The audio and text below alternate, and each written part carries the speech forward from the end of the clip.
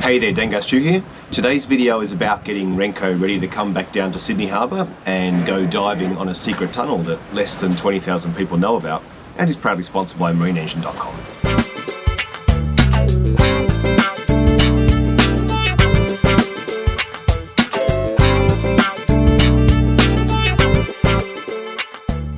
Well, it's with great pleasure and relief that I'm finally here, but it was a bit of a slog getting here, so let's go back to the start of the week and I'll tell you the story.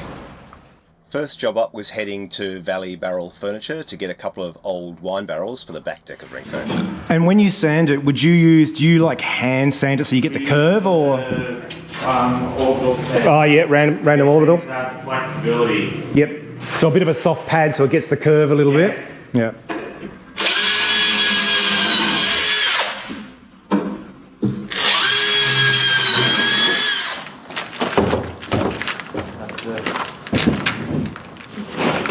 Have to run After a bit of a scorcher of a day, looks like we're about to get the quintessential afternoon summer storm. It'll be lightning. Burning the midnight oil a little bit tonight. Just trying to get this alignment checked and fine-tuned. Got the dial gauge on this time, but it's hitting this bolt. They're way too long, so I'm going to shorten this a fair chunk. I don't want to go too short because I want to give myself a bit of flexibility, but about that's fine, I reckon. Having the dial gauge set up, so a couple of things. You can adjust the face of it, but I actually find it easier to just adjust the fine position of the needle to get it right. So I've got it on 0. and I'm trying to lower it. The engine's actually too high still. So let's leave the camera on here and I'll go around and I'll sort of tell you what I'm doing as I go, and we'll see what effect it has. So this is starboard quarter engine mount going down a quarter of a turn. Don't even I'll go more, actually, that'll do. Now I'm going to do port quarter. Now I'm thinking this shouldn't go down as much because there should be slightly less pressure on this one now. The other one's down. It's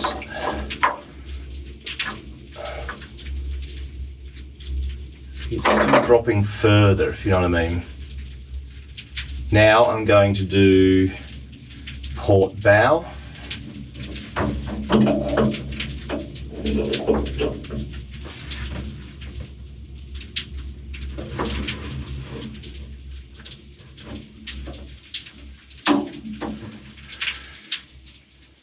Which kind of brought it back a little bit, didn't it? Which kind of makes sense because you're tilting it, but we don't want to tilt it, we want it to come straight down. So the last one here is starboard bow.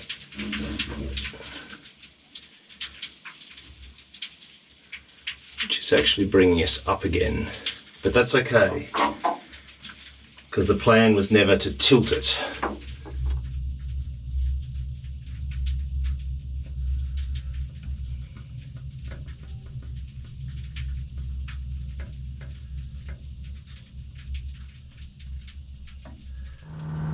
After the engine alignment was fine-tuned, I still had a vibration coming through the steering wheel at high RPM, so I went out into the bay where the water was clear and did a proper clean.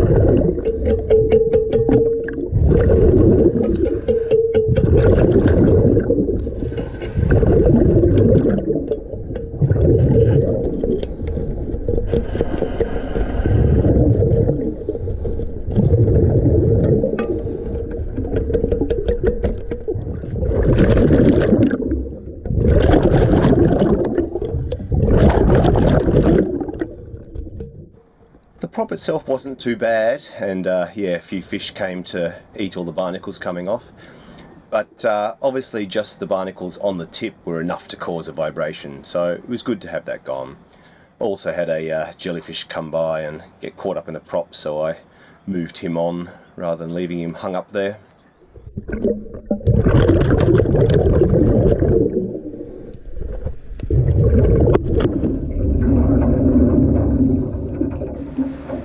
While I was there, I also gave the Real Vision transducers from the Raymarine unit a bit of a clean up just to get a few barnacles off those as well.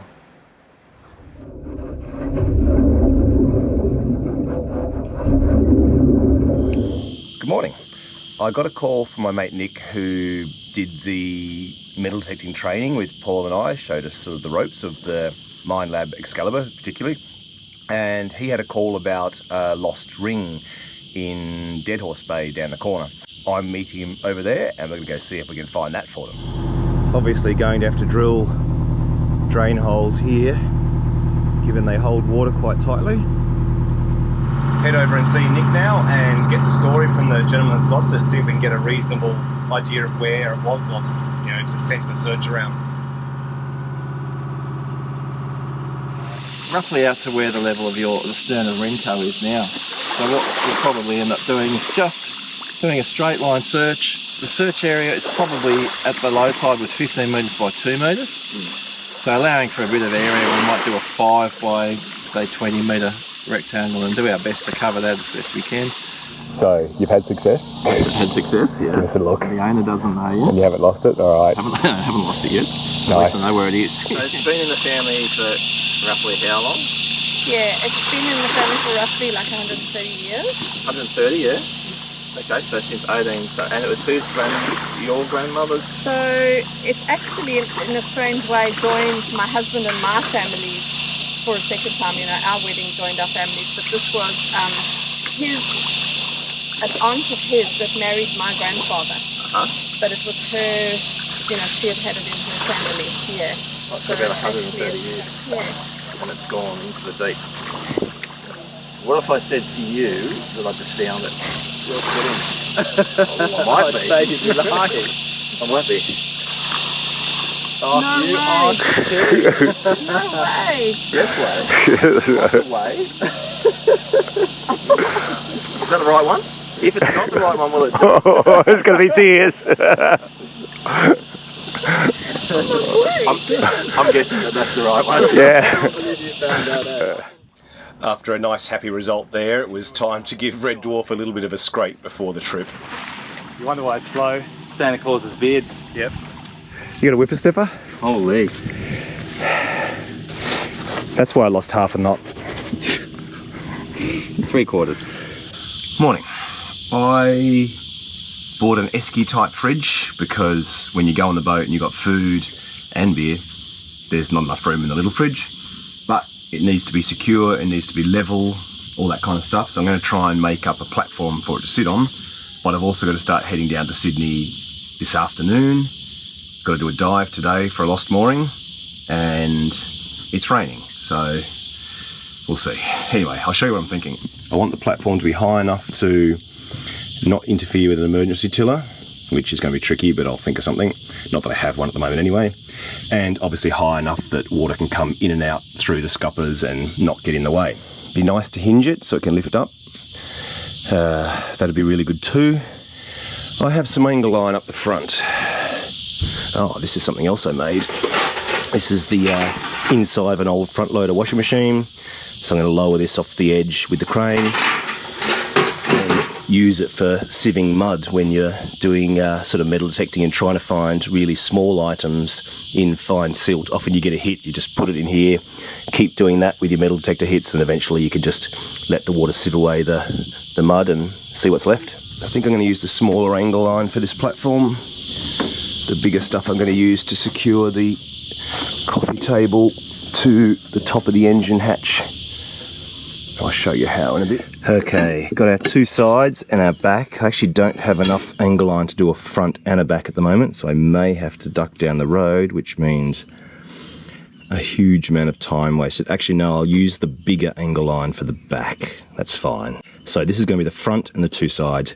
Now, I'm not going to do the 45-degree corners on this. I quite like the corners where you sort of cut in and around because it gives you quite a long weld. So ultimately, I believe, from what I've seen in the past, it gives you a stronger join. So I'll cut those and I'll show you what I'm talking about.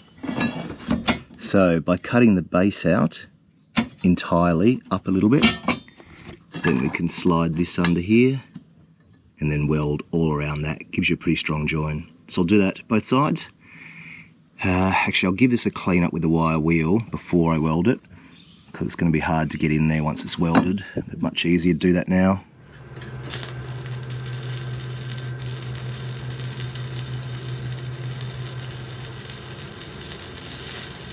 Sit rep on voyage to Sydney so far. Had to go for a quick dive. Mate over at Wabi, his mooring got lost. We found it a while ago, put a line on it, and just went back to put a heavier line on it, one that's strong enough to lift. Long story. Couldn't get the shackle through the bar link.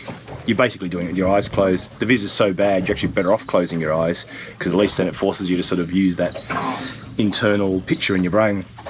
So not sure how that's going to go, but what's happening here is my oil pressure got low, and I checked the oil and it was over full. I took 3 litres out, 1 litre at a time, still over full. So we're making oil, we've got a diesel leak. Spoke to Adrian on the phone and he kindly offered to come down. I was like, no mate, it's just Saturday. Very kind of you, Adrian, thank you for offering, but we'll get there. He was saying pretty much always just one of the fuel lines, those metal pipes in the head leaking. We were running it, there was no obvious leaks when we tested it, but suddenly you're running it under load, high RPM, you get a leak. He said it's quite hard to see the leak because it's oily there as well. So block off the return line, which I've done. So that's my return line, just with a bolt and a hose clamp. Then I'm going to pressurise the system after the fuel pump so we don't blow the seals out of the fuel pump. Eddie, moment of crisis. Any words of wisdom for us? Let it be.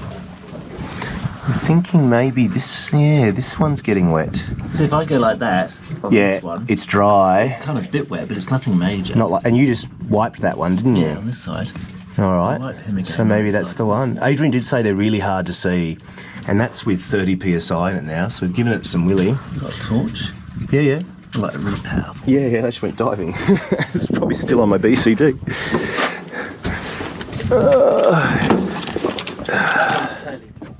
Bright torch. Did you? Ah, yeah. Look at it. Look at that. Interesting. There's quite a bit coming out. Yeah. All right, paddles. That's good. So. What'd you do? Just tighten it up? Yep. Well, good question. So, I'll check if it's loose. I don't think it is. They all felt pretty tight. Oh yeah, it's just. Yeah, none of the others are doing that at all. It's just that one. All right. So I'll grab the tool. I don't want to just crank it though in case it's bad. I might take it off and reseat it or something. So you take both off? Well, I've got a spare hose. Maybe I should take that one off and just put the new one on, just to be on the safe side. Do you know where they are, Ed? You still alive, Ed? Ed? Simon's got to. It has. You just got to learn to relax, dude. Take it easy. Don't wind yourself up so much. All right, let's have a look. Let's get the other ones, get the tool. Next payday, I'm so buying one of those built-in boat oil pumps that you can add to the hose here. What's working the best? The vacuum pump's not working, it's died. Had an electric pump, not working. Possibly, I'm probably trying to seal it because it's not meant for it. What's actually working best is a couple of bits of hose and the primer bulb, and then putting a bottle low down in the bilge. So use the primer bulb to, Eddie, use a primer bulb to get it flowing, then just, I can actually get the bottle low enough in the bilge that it'll just keep siphoning. So old school's working best, but a built-in pump, hand pump, it's definitely on the list. All right, took me about 2 hours, believe it or not, doing it the hard way, but that's every last drop of oil out now. So let's fill it up again and fire it up. All right, so this is essentially, well, over full. So that's 20 litres plus that is what I took out. Holds about 20 litres, so I think we've got pretty much everything out, plus a bit of diesel. I'd love to run this oil through, probably when I get back, maybe get the pump finally and drain it and put fresh oil again probably not necessary. The tiniest bit of oil left is still only going to be maximum, say 2 litres diesel for 20 litres oil, so 10%. By the time I put 20 litres of oil in now, pushes it down to 1 or 2%, you know, probably worth doing the oil change again for the sake of 20 litres of oil. It's probably a good thing to do. Anyway, oil in, and then if the rain stops, I'll finish the welding for that. If not, I'm just going to clean up, lash it down with a ratchet strap and go. Okay, let's put a new load of oil in and fire it up. Got the return reconnected and the supply to the fuel pump again.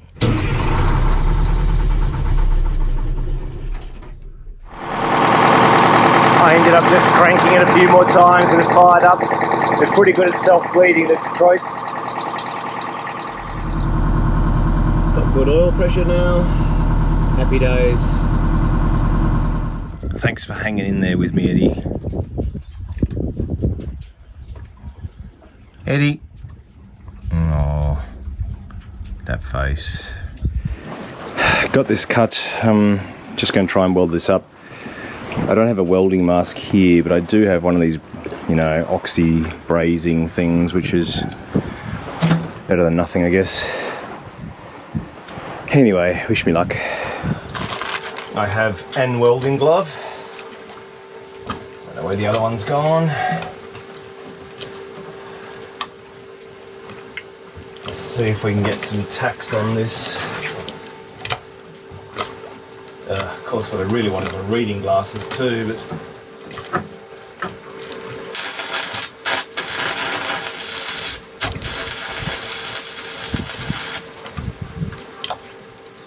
can't see a thing. Every now and then people go, man, you're so dodgy. And every now and then I think, wow, they're right.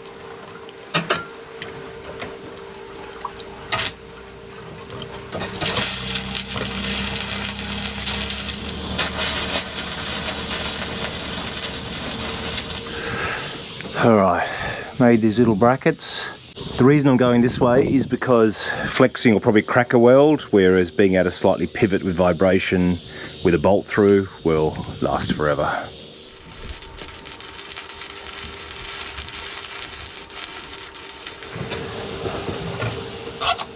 Alright, I reckon that'll do.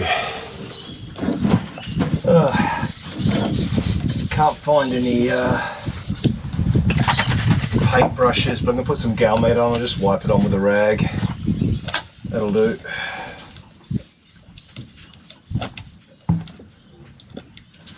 Yep.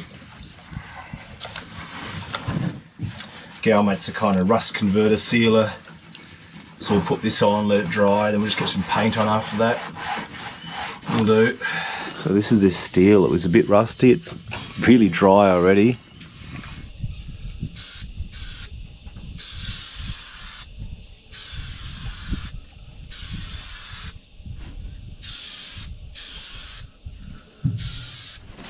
Alright, let that dry a little bit and spin it around. Almost tempted to go all the way to Sydney tonight. We'll see. I think it's going to take me quite a while to clear the decks and strap everything down and get it ready for ocean swell. Maybe an early start's a better choice. Drop the fiberglass mesh into the frame. I'm thinking I'm going to support it here up to these shackles for now. Obviously in a swell it could flip up, so it needs to be probably something rigid here to here, depending on how wide the fridge is. I'll have a look. But it'll get us to Sydney. Far from finessed. I need to lift it up higher so that when I tied the ropes it sagged a bit. I need to start beyond level so when it tensions up it stays level, but you know, it's there. That needs strapping down still so it all doesn't just go flying. It's just resting on there now, and without ratchet straps it's going to fly everywhere at sea. So I need to do that. Dive gear's wet from today. Got some rubbish and some old oil to put away, but I think in order to do that I'm going to go get red dwarf. Alright, so let's just go for a walk along the foreshore. It's going to be easier than going up and over the top. Grab a torch, get red dwarf, bin some stuff, put some stuff away, get in there. Alright, off we go. Let's go get red dwarf. Part of me thinks it's worth probably trying to get a little bit closer to the ocean tonight. It's only an hour or so, you know, just get down to Barrenjoey Head, anchor there, so we get an early start in the morning. But another part of me thinks, you know, it's only an hour. Just go to bed, sleep on the boat, set the alarm, go in the morning. Probably makes more sense. It's interesting how many of these little crabs come up onto the shore at night. Never really noticed them before. I don't know why they don't stay on the beach. Yeah, hunting for stuff, no doubt. You're a spider, not a crab. Close enough though. Hey. Oh, can't wait to get this boat working so I can get out of this hellhole. Only joking, it is quite nice.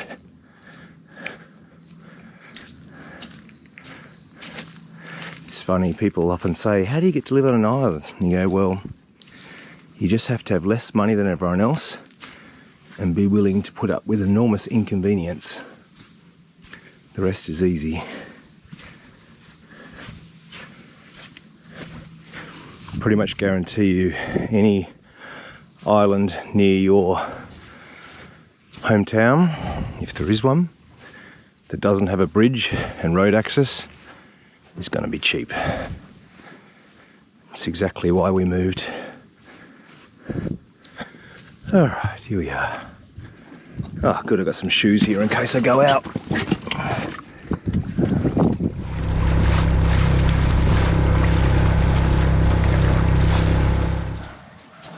Alright, I think I've decided just sit down, have a rum,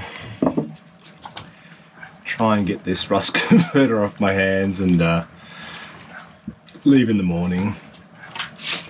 In the meantime, here's a letter from a viewer. I shall read this from Greg Durkin. Thank you, Greg. I shall read this and then turn in for the night. See you all in the morning. Little bit of mood out this morning. Just getting everything secured and then we'll go. It's about 4:30 now, so should make good time. Nice and calm too. Okay, we're off. Let's get down to Sydney.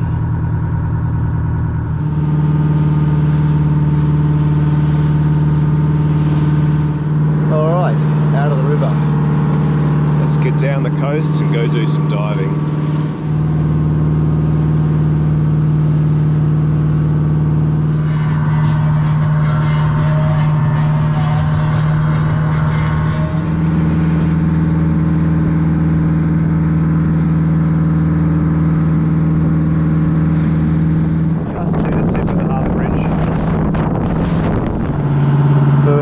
Call. Going to go into Clifton Gardens where a couple of friends are already doing a bit of diving. Let's see if we can find them.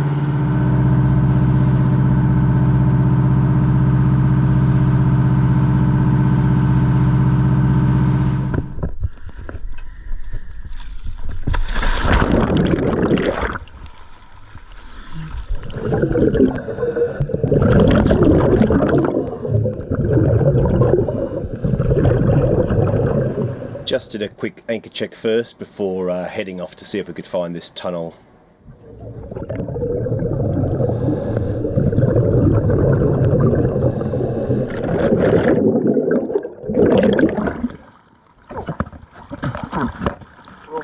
Yeah.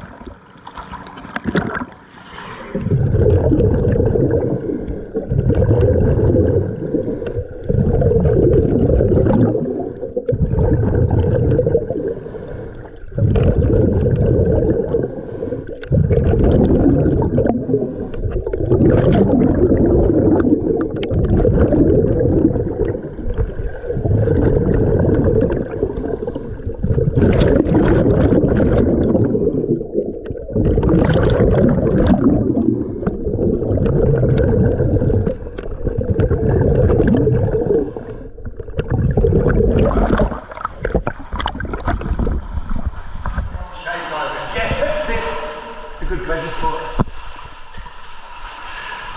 Oh, very cool. It is. Yeah, it's nice, you know. Oh, thanks for that. Mother Nature. It's, yeah, it's hardly, you know, an outing, but... No, it's hardly an outing, but that's probably it. Yeah. Oh, yeah. And what are these waves are going right now? Yep. Alright, getting worse. Yeah. So, take time with the surge, I guess. Yeah.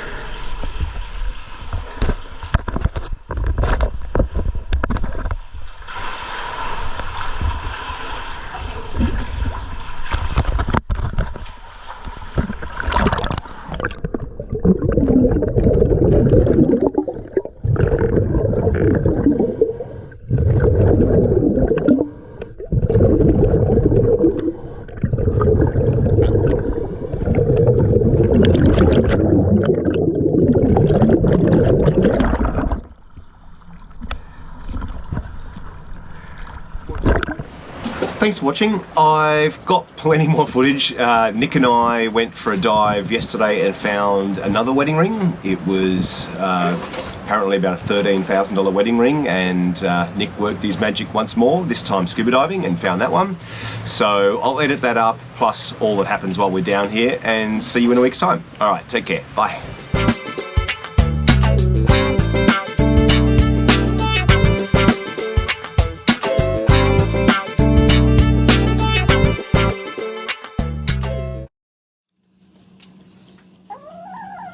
Come on, Daisy, don't let her bully you out.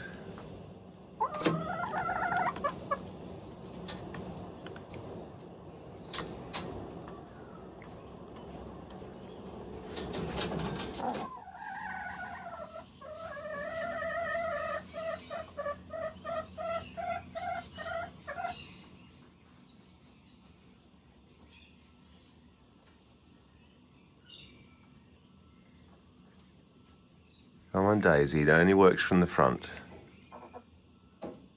There you go.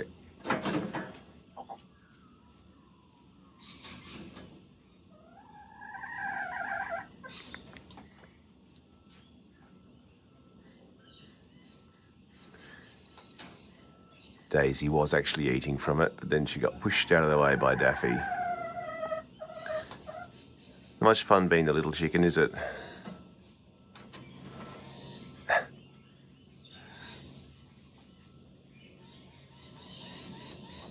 Go on, Daisy, squeeze in next to her.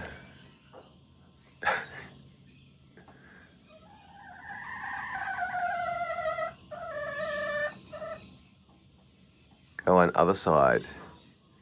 Squeeze in next to her. That's it. Yes, go, Daisy. Yes, look at that.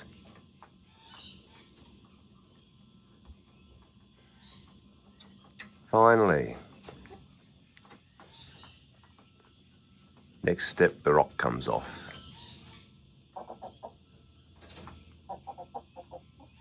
The good thing about the rock is it still moves a little bit. It was giving them a fright, even the little movement. But they're relaxing about that now. So if they can relax about the little movement and learn that's where the food is, they'll get there.